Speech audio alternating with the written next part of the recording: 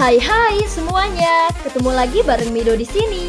Oh iya, kali ini Mido akan membawakan alur cerita dari film Donghua yang berjudul Battle Through the Heaven.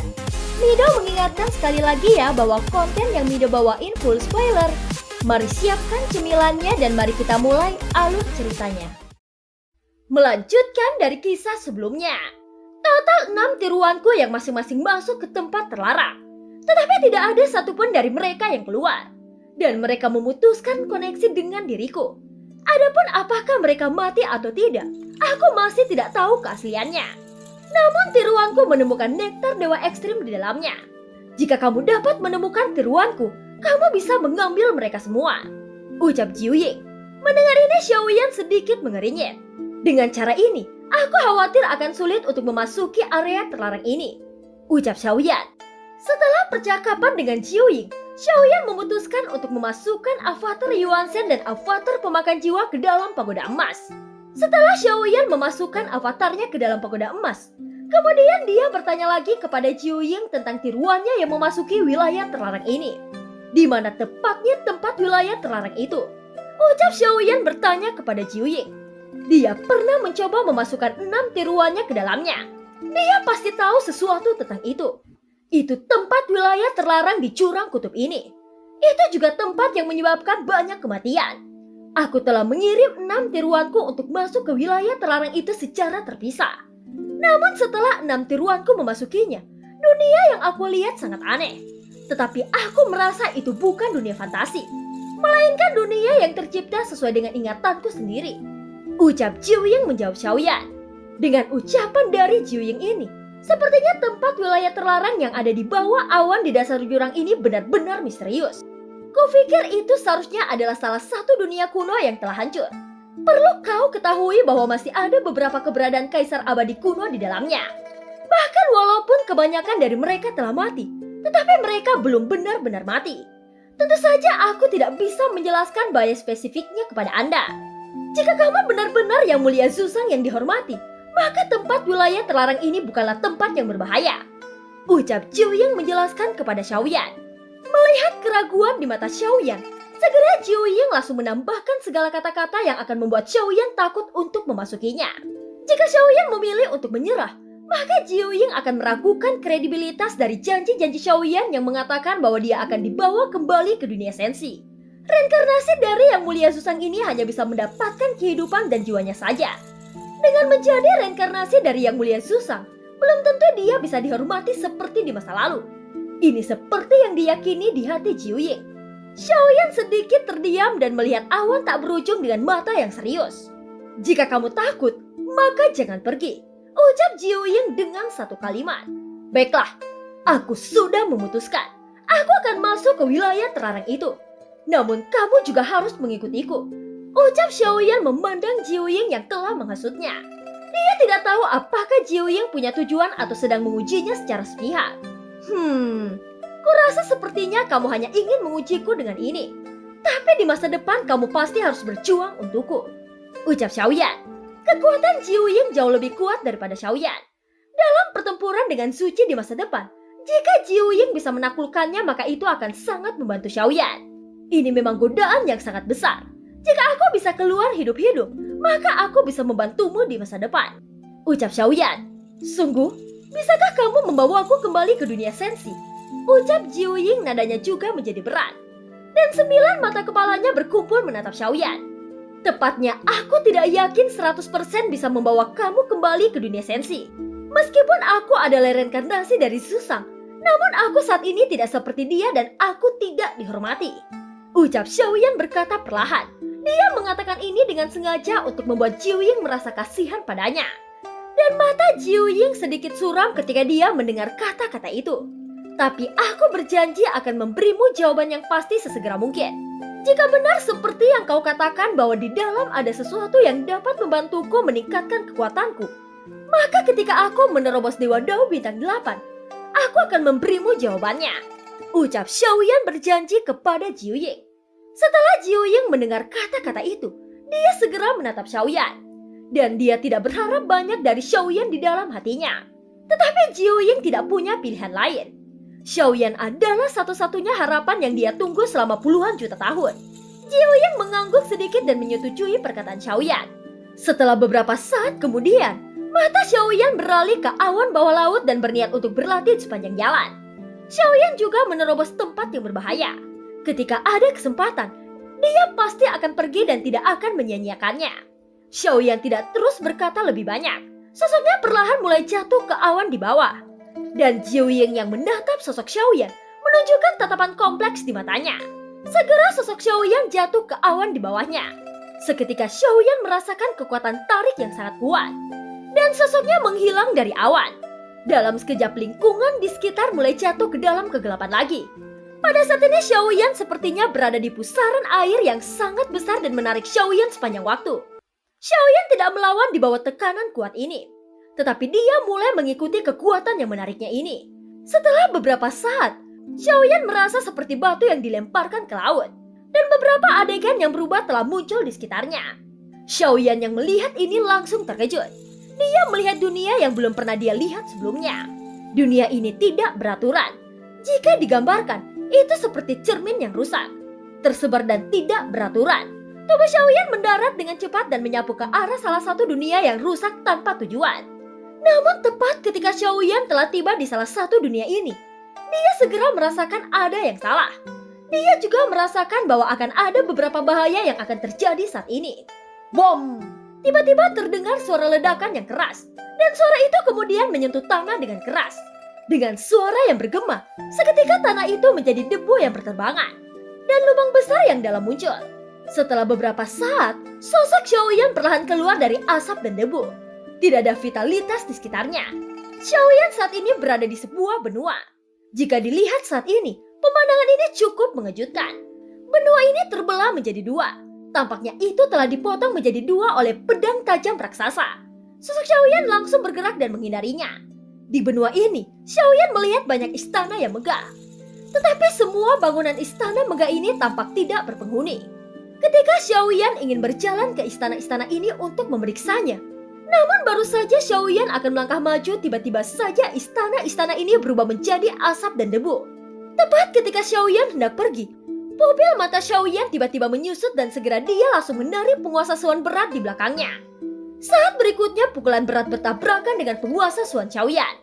Sial, siapa sosok itu? Ucap Xiaoyan memegang penguasa Suannya. Seketika api memercik kemana-mana. Dan sesosok tiba-tiba muncul di depannya. Wajah sosok itu sangat pucat. Namun Xiaoyan tidak bisa merasakan vitalitasnya sama sekali. Meskipun dia menyerang Xiaoyan, namun tatapan matanya kosong. Xiaoyan sedikit mengerinyit. Dia segera melambaikan penguasa Suan dan dengan keras memotong ke arah sosok itu. Bom! Suara bergema di tempat ini. Penguasa Suan Xiaoyan segera menebas sosok itu. Namun sosok itu tidak menghindar. Sosoknya langsung berubah menjadi gelembung di bawah kaki Xiaoyan. Dan semuanya seperti ilusi. Xiaoyan sedikit mengerinyit ketika dia melihat ini. Apakah ini semua hanya ilusi? Ucap terkejut Xiaoyan. Semua pemandangan di tempat ini tampak seperti fantasi. Tetapi Xiaoyan tahu bahwa ini bukan fantasi. Tetapi tempat yang benar-benar aneh. Dan sosok ini seharusnya adalah salah satu tiruan Jiuying yang telah memasuki wilayah terlarang ini. Xiaoyan terus bergerak maju dan berkeliaran tanpa tujuan di dunia yang hancur ini. Dalam perjalanan, Xiaoyan bertemu dengan sosok-sosok yang tak terhitung jumlahnya. Dan semua sosok-sosok itu selalu menyerangnya. Mereka menyerang Xiaoyan tanpa peringatan apapun. Namun hal yang paling aneh adalah setiap gerakan dari sosok-sosok ini hanya bisa menggunakan 10 gerakan. Dan apakah Xiaoyan mengambil tindakan atau tidak? Mereka semua akan hancur menjadi debu dan menghilang. Adapun nektar dewa ekstrim yang dijelaskan oleh Jiuying sebelumnya, Xiaoyan masih tidak tahu bagaimana bentuknya. Xiaoyan melihat sekeliling, tetapi tidak ada jejak dari nektar dewa ekstrim itu. Xiaoyan tidak khawatir tentang hal ini, tetapi dia terus melirik sekeliling dan terus mencari keberadaan nektar dewa ekstrim itu. Beberapa hari kemudian, terlihat sebuah gunung yang menarik perhatian Xiaoyan. Segera Xiaoyan bergegas pergi menuju gunung itu. Ketika Xiaoyan tiba di puncak gunung itu, dia masih tergantung di udara dan hanya melihat pemandangan dari udara. Puncak gunung itu terisolasi dengan padang pasir. Adegan ini terlihat sangat aneh. Itu dikelilingi oleh gurun dataran yang luas serta angin dan pasir yang sangat kuat. Setiap puncak gunung harus diratakan ke tanah dengan angin dan debu. Tetapi di puncak gunung ini, ada pohon muda dengan batang yang ramping dan buah yang jernih seperti air tergantung di atas batang. Xiaoyan menatap pohon itu dengan sedikit terkejut. Aku tidak tahu apakah seluruh batang ditekuk karena buahnya terlalu besar dan berat, ucap Xiaoyan menatap pohon itu. Ketika dia melihat tetesan air sebening kristal yang keluar dari buah itu, Xiaoyan tahu bahwa ini seharusnya nektar dewa ekstrim yang dikatakan Jiuying. Dibandingkan dengan segala sesuatu di sekitarnya, tampaknya hanya puncak gunung ini yang tampaknya paling otentik. Dan itu terlihat sangat nyata. Segala sesuatu yang lain seperti Fata Morgana. Dan hanya dengan sedikit sentuhan saja itu bisa berubah menjadi asap dan menghilang. Xiaoyan perlahan mendekat ke pohon itu dan dengan hati-hati menggunakan kekuatan jiwa domainnya untuk memeriksa apakah ada fluktuasi yang aneh. Tetapi tampaknya tidak ada fluktuasi yang ada di sini dan di sekitar gunung ini. Hanya ada tetesan sebening kristal yang tergantung di buah itu. Mendeteksi bahwa tidak ada fluktuasi yang aneh di sekitarnya, Xiaoyan dengan lembut mendarat di puncak gunung. Dan ada tetesan air jernih di depannya. Xiaoyan menjulurkan telapak tangannya dan menunggu tetesan air sebening kristal dari buah itu menetes ke tangannya. Jika tetesan air sebening kristal itu dipegang oleh Xiaoyan di tangannya, Xiaoyan baru bisa mengkonfirmasi fungsi dan keasliannya. Namun tepat ketika Xiaoyan mendapatkan tetesan air sebening kristal itu di tangannya, tiba-tiba puncak di bawah kakinya tiba-tiba runtuh. Itu disertai dengan tekanan yang sangat kuat, yang membuat Xiaoyan tiba-tiba terhenti. Saat berikutnya puncak gunung itu runtuh seketika. Xiaoyan menahan tekanan dan segera menangkis tekanan itu dengan sangat cepat. Pada saat yang sama di antara puncak yang runtuh satu demi satu, terlihat sesosok tiba-tiba muncul keluar. Pakaiannya compang-camping dan itu tampak berantakan. Dia memegang pedang berkarat panjang dan meraung ke arah Xiaoyan. Xiaoyan dengan acuh tak acuh menarik penguasa Suan di belakangnya. Dan api serta guntur mengalir ke dalamnya. Dan penguasa Suan di tangannya terguncang bersama. Pada saat yang sama sosok Xiaoyan juga langsung dikejutkan olehnya. Sosok ini berbeda dengan sosok-sosok yang dia temui sebelumnya. Kekuatannya tidak lebih kuat dari Xiaoyan. Namun Xiaoyan tidak bisa merasakan gelombang fluktuasi sumber Daoqi pada sosok ini. Wow, pedang berkarat di tangan pria itu juga luar biasa. Ucap Xiaoyan mengagumi sosok di kejauhan dan Xiaoyan berpikir bahwa sosok itu pasti akan terus mengejarnya.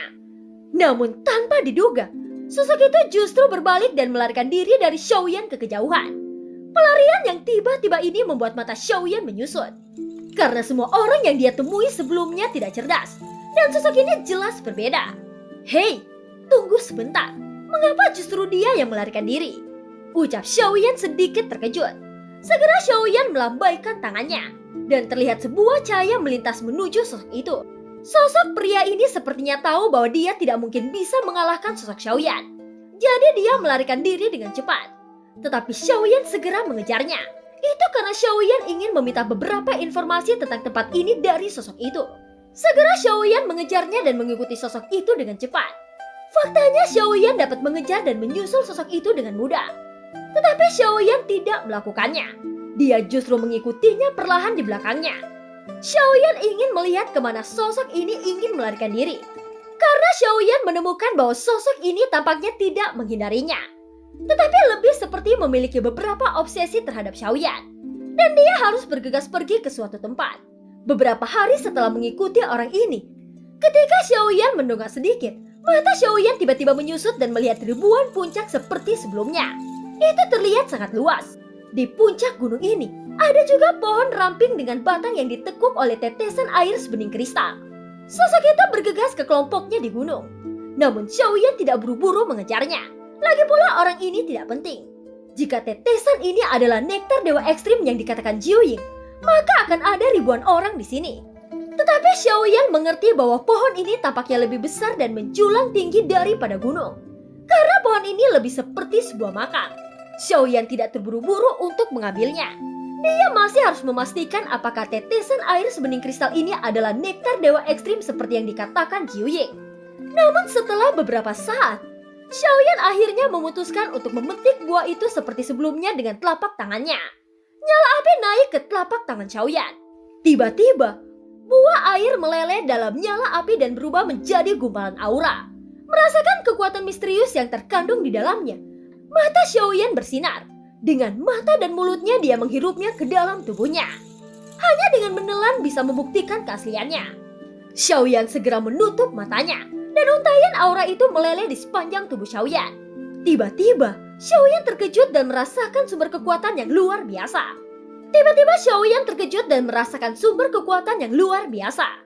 Di lautan sumber Daoqi Xiaoyan, bintang-bintang mengembun keluar dari udara tanpa ditahan. Dan bahkan itu sangat cepat. Dan sumber 60 juta Daoqi telah melonjak sebanyak 2 juta dalam sekejap. Xiaoyan tiba-tiba membuka matanya dan melihat sekeliling. Setetes air sebening kristal ini seharusnya adalah nektar dewa ekstrim seperti yang dikatakan Jiuying. Ucap Xiaoyan. Menurut Jiuying, nektar ini sangat sulit untuk didapatkan. Tapi sepertinya ini jauh lebih mudah dari yang aku kira. Ucap Xiaoyan merasa sedikit aneh. Namun setelah melihat puncak gunung ini, Xiaoyan memiliki firasat buruk. Di puncak gunung yang dia temui sebelumnya dia tidak menemukan karakter yang kuat. Namun di puncak ini dia khawatir dia akan bertemu yang sebaliknya. Aku tidak tahu keberadaan kuno apa yang terkubur di puncak gunung ini. Ucap Xiaoyan matanya melihat sekelilingnya. Hanya dengan beberapa nektar dewa ekstrim ini, Xiaoyan sudah dapat meningkatkan 2 juta sumber Daoqi di meridiannya.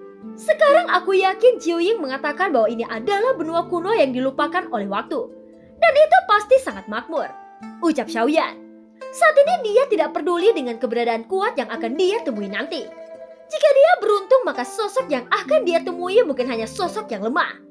Kalau tidak, dia pasti akan menemui sosok yang kuat. Setelah konfirmasi dari Xiaoyan, matanya langsung melihat ke puncak dari ribuan puncak gunung ini. Jika dia bisa mengumpulkan semua nektar dewa ekstrim dari ribuan puncak gunung ini, maka Xiaoyan tidak hanya bisa menerobos ke puncak dewa bintang 7, dan bahkan dia bisa menembus dewa bintang 8 dengan mudah. Xiaoyan bergerak dan menginjak di salah satu puncak gunung dan segera mengambil nektar dewa ekstrim ini tanpa ragu-ragu. Sama seperti pertama kali, bagi Xiaoyan mengeluarkan tetesan air. Begitu Xiaoyan mengeluarkan tetesan air sebening kristal itu, puncak gunung di bawah kakinya meledak.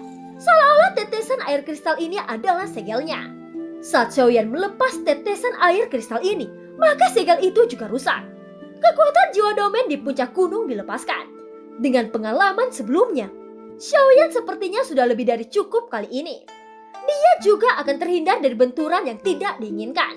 Namun tepat ketika Xiaoyan mengambil kembali nektar dewa ekstrim itu, tiba-tiba saja sebuah telapak tangan hitam besar menepuk bahu Xiaoyan. Namun Xiaoyan dengan cepat mengubah postur tubuhnya. Dan dia segera menghindarinya. Ketika Xiaoyan berbalik untuk melihat sosok itu, seketika dia terkejut. Karena sosok besar yang meraung ke arah Xiaoyan adalah monster kera iblis raksasa. Dengan kekuatan fisik yang kuat, Xiaoyan menghindari sosok monster kera iblis raksasa itu. Ketika Xiaoyan melihat ini, dia berpikir sejenak. Xiaoyan melihat ini dan berpikir sejenak. Ketika dia mengambil nektar dewa ekstrim di gunung sebelumnya, dia tidak menarik monster apapun. Tetapi mengapa monster kera iblis raksasa ini tiba-tiba muncul? Namun Xiaoyan tidak ingin bertarung melawan monster kera itu. Ketika dia memasuki wilayah terlarang ini, dia sudah bertekad untuk mencari nektar dewa ekstrim untuk meningkatkan kekuatannya. Jadi dia akan menghindari hal-hal yang tidak perlu seperti melawan monster kera ini. Kurasa hari ini cukup sampai di sini. Gumam Xiaoyan sambil meninggalkan nektar dewa ekstrim ini bersama monster kera iblis raksasa. 1 hari pun telah berlalu. Keesokan harinya, Xiaoyan bertekad untuk mengambil kembali nektar dewa ekstrim. Begitu tubuh Xiaoyan bergerak, ada kilauan guntur hitam di sampingnya. 22 vena guntur kosong di tubuhnya melintas seperti cahaya. Dan kekuatan guntur itu tiba-tiba melonjak keluar. Xiaoyan mengangkat telapak tangannya dan tiba-tiba dibombardir oleh sosok itu. Ternyata sosok yang muncul di samping Xiaoyan adalah monster kera iblis raksasa yang dia temui kemarin. Yang dia temui sebelumnya. Satu kepalan tangan dari monster kera iblis lebih besar darinya. Xiaoyan segera menahan pukulan dari monster kera itu. Kedua tinju yang tidak proporsional itu saling bertabrakan. Dan Xiaoyan mencurahkan kekuatan destruktif dari guntur void di lengannya dan meledak di antara tinjunya. Setelah suara keras bergema, monster kera iblis meraung. Kekuatan guntur void itu sangat kuat dan meledakkan lengannya. Seketika kulitnya terbuka dan dagingnya terburai. Tetapi setelah menstabilkan sosoknya, dia meraung lagi. Dia melambaikan tinjunya dan terus memukul Xiaoyan. Kekuatan ganas menghancurkan dengan liar. Tetapi sebagian besar serangan ini adalah serangan yang tidak efektif. Xiaoyan dapat menghindari semua pukulannya. Setelah beberapa pukulan, Xiaoyan memutuskan untuk mengakhiri pertempuran dengan monster kera ini. Dia segera meninju hati monster kera iblis. Setelah pukulan kuat mengenai hati monster kera iblis, seketika tubuhnya yang besar tiba-tiba mandek dan ia segera jatuh ke tanah. Saat berikutnya, itu berubah menjadi abu dan sosok monster kera iblis itu pun menghilang. Setelah mengalahkan monster kera iblis raksasa ini, Xiaoyan terus melihat puncak gunung lainnya. Dan namun belum terlambat baginya untuk mengumpulkan nektar sebanyak mungkin sebelum berlatih. Ada banyak keberadaan kuno di puncak-puncak gunung ini seperti yang dikatakan Jiu Ying. Sebenarnya mereka telah lama dikalahkan namun mereka semua belum mati. Melainkan mereka semua hanya tertidur sesaat. Bahkan jika mereka semua telah lama tertidur, mereka masih memiliki kekuatan yang sangat kuat. Xiaoyan tidak pernah menyangka bahwa keberadaan yang terkubur di puncak-puncak gunung ini benar-benar eksistensi yang merepotkan. Jadi Xiaoyan tetap harus berhati-hati. Setelah monster kera iblis raksasa dikalahkan oleh Xiaoyan, tiba-tiba muncul sosok yang bergegas dengan cepat menuju Xiaoyan. Dia menelan Xiaoyan beserta nektar dewa ekstrim bersama ke dalam mulutnya. Sosok itu sangat besar. Dia memiliki taring yang sangat tajam. Badannya panjang, kulitnya tebal, serta dia berjalan dengan keempat kakinya. Jika orang bisa melihatnya, itu adalah monster buaya iblis yang sangat pandai menyergap mangsanya. Dihadapkan dengan monster ini, Xiaoyan tidak terkejut dan bahkan tidak bereaksi ketika buaya itu menelannya. Namun setelah beberapa saat, monster buaya raksasa itu tiba-tiba berguling di atas tanah dengan gila-gilaan. Dan bahkan dapat dilihat cahaya api keluar dari perutnya. Api melintas di seluruh perutnya dan guntur hitam menyebar ke seluruh tubuhnya. Setelah beberapa saat berjuang, tubuhnya membengkak seolah-olah itu adalah balon. Akhirnya dengan keras itu meledak dan daging serta darahnya berterbangan. Dan pada akhirnya itu berubah menjadi asap dan debu dan benar-benar menghilang. Sosok Xiaoyan perlahan muncul, memegang nektar dewa ekstrim di tangannya. Ini merupakan panen keduanya. Meskipun mendebarkan, Xiaoyan harus tetap waspada dan tetap memanen nektar dewa ekstrim sebanyak-banyaknya. Jelas keberadaan monster-monster ini untuk melindungi nektar dewa ekstrim. Selama Xiaoyan mendekati nektar dewa ekstrim, mereka dapat langsung melancarkan serangan kapan saja. Setelah penyembuhan yang singkat, Xiaoyan menuju puncak gunung lagi. Dia tidak tahu berapa banyak orang atau binatang buas yang terkubur di puncak ini. Jika keberadaan ini masih hidup, aku khawatir tidak mudah untuk menyelesaikannya. Ucap Xiaoyan juga bergumam perlahan. Kali ini Xiaoyan sudah sampai di puncak gunung ketiga. Di puncak gunung ini dia tidak menemui siapapun. Dan bahkan dia berhasil mengambil nektar dewa ekstrim dengan mudah. Apalagi setelah Xiaoyan memetik nektar dewa ekstrim, tidak ada gerakan di puncak gunung ini. Ini benar-benar keadaan yang tenang. Hal ini membuat Xiaoyan terlihat aneh. Apakah puncak gunung ini tidak memiliki monster raksasa yang menjaganya? Ucap Xiaoyan mengangkat alisnya. Tapi jelas tebakan ini salah.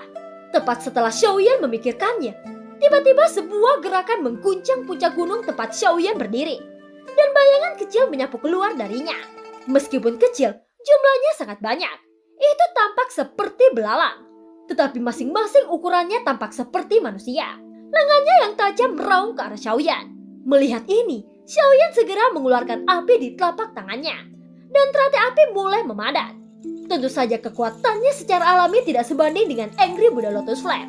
Tetapi dalam menghadapi musuh dalam jumlah besar, efeknya luar biasa. Bom! Terdengar suara yang bergema di atas puncak gunung ini. Ratusan teratai api meledak dan memusnahkan belalang-belalang itu. Tubuh Xiaoyan langsung bergerak dan menghancurkan mereka satu persatu. Setelah menyelesaikannya, Xiaoyan bergumam, sungguh melelahkan. Meskipun kekuatan kuno ini tidak cukup kuat, namun dengan jumlah mereka yang banyak itu benar-benar membuang banyak waktu. Xiaoyan telah memanen nektar dewa ekstrim di 3 puncak gunung yang berbeda. Tentu saja itu adalah tujuan utama Xiaoyan. Jika tidak ada hambatan, Xiaoyan akan mengambil semua nektar dewa ekstrim di ribuan puncak gunung ini. Dan film pun berakhir.